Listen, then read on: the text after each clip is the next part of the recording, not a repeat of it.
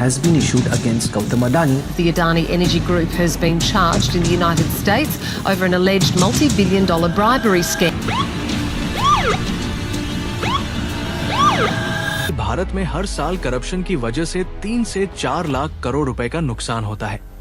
जी हाँ, world bank का अनुमान है कि ये हमारे जीडीपी का 1.5 से 2% है, यानी हर साल 36 से 48 बिलियन डॉलर का नुकसान। और ये तो बस शुरुआत है। 2025 में भी भारत की सियासत करप्शन के दलदल में फंसी हुई है। ट्रांसपेरेंसी इंटरनेशनल की 2024 करप्शन परसेप्शंस इंडेक्स में भारत 180 देशों में 96वें नंबर पर है। स्कोर सिर्फ 38/100, पिछले साल से भी नीचे। क्या हम कभी अपनी राजनीति को साफ कर पाएंगे? इस वीडियो में हम 2025 के ताजा स्कैंडल्स और एंटी करप्शन कदमों की गहराई में जाएंगे। तो चलिए शुरू करते हैं। सबसे पहले एक चौंकाने वाला फैक्ट। क्या आपको पता है कि भारत में 65% लोग मानते हैं कि 2020 के बाद करप्शन और बढ़ गया है। प्यू सर्वे 2025 की रिपोर्ट कहती है कि 80% भारतीयों का नेताओं पर भरोसा ही नहीं है। और ये कोई नई बात नहीं। 2011 में अन्ना हजारे का आंदोलन याद है। उस वक्त लाखों लोग सड़कों पर उतरे थे, लेकिन आज भी हालात वही है। मिसाल के तौर पर इलेक्टोरल बॉन्ड्स स्कैंडल 2024 में सुप्रीम कोर्ट ने इसे गैरकानूनी ठहराया, लेकिन पता चला कि 16,500 करोड़ रुपए के बॉन्ड से सियासी पार्टियों को फायदा हुआ। एसोसिएशन फॉर डेमोक्रेटिक रिफॉर्म्स की रिपोर्ट कहती है कि 75% बॉन्ड्स कॉर्पोरेट्स ने खरीदे और 30% उन कंपनियों से जुड़े थे जो जांच के घेरे में थी। लेकिन कितने मामलों में सजा हुई? सिर्फ 5%। अब एक और बड़ा खुलासा। अडानी ग्रुप का मामला 2023 में हिंडनबर्ग रिसर्च ने स्टॉक में हेराफेरी का इल्जाम लगाया और 2024 में यूथ्स ने गौतम अडानी पर 265 मिलियन डॉलर की रिश्वत का चार्ज लगाया।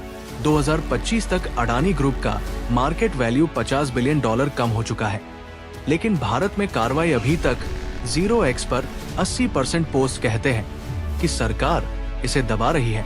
तो सवाल ये है, क्या सत्ता और बिजनेस का ये गठजोड़ कभी टूटेगा? अब बात करते हैं 2025 के कुछ ताजा स्कैंडल्स की। कर्नाटक में 40% कमीशन का इल्जाम सुना होगा, जहां ठेकेदारों को प्रोजेक्ट की कीमत का 40% रिश्वत में देना पड़ता था। जनवरी 2025 में एक पैनल ने जांच की और भले ही पक्के सबूत न मिले, लेकिन 2000 करोड़ रुपए की गड़बड़ी पकड़ी गई। कर्नाटक का पब्लिक वर्क्स बजट 50,000 करोड़ था, यानी 4% फंड गायब। और दिल्ली में कैग रिपोर्ट 2025 में कहती है कि आप सरकार की वजह से दिल्ली ट्रांसपोर्ट कॉर्पोरेशन को 14,000 करोड़ का नुकसान हुआ। शराब नीति घोटाला तो अभी भी चल रहा है, लेकिन सजा अभी तक कुछ नहीं। तो क्या करप्शन से लड़ने के लिए कुछ हो रहा है? हाँ, कदम उठाए जा रहे हैं। Prevention of corruption act, Lokpal और आरटीआई जैसे कानून है। डिजिटल इंडिया ने छोटे मोटे करप्शन को 30% कम किया है। नीति आयोग की स्टडी कहती है गवर्नमेंट ई मार्केट प्लेस ने 3 लाख करोड़ के ट्रांजैक्शंस किए, लेकिन बड़े घोटालों पर असर बहुत कम। लोकपाल ने 2024 में 50 केस जांचे पर सिर्फ 10% में कार्रवाई हुई। सीबीआई ने 2024 में 600 केस दर्ज किए पर 70% विपक्षी नेताओं के खिलाफ। और कोर्ट में 4.5 करोड़ केस पेंडिंग है।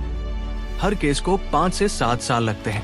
आखिरी सवाल, क्या भारत की सियासत कभी साफ होगी? मुश्किल है। 23 में से 25 विपक्षी नेता जो बीजेपी में शामिल हुए, उनके खिलाफ केस बंद हो गए। कल्चरल एक्सेप्टेंस भी बड़ी समस्या है। 40% लोग छोटी रिश्वत को नॉर्मल मानते हैं, लेकिन उम्मीद है टेक्नोलॉजी जैसे ब्लॉकचेन से 5 साल में 25% करप्शन कम हो सकता है। एक्स पर 2025 के पहले 3 महीनों में 50,000 पोस्ट करप्शन के खिलाफ थे। जनता जाग रही है। तो दोस्तों, क्या लगता है आपको? क्या भारत करप्शन से मुक्त हो सकता है? नीचे कमेंट करें और इस वीडियो को लाइक और शेयर जरूर करें। सब्सक्राइब करना न भूलें। अगली बार फिर मिलते हैं एक नई स्टोरी के साथ। नमस्ते।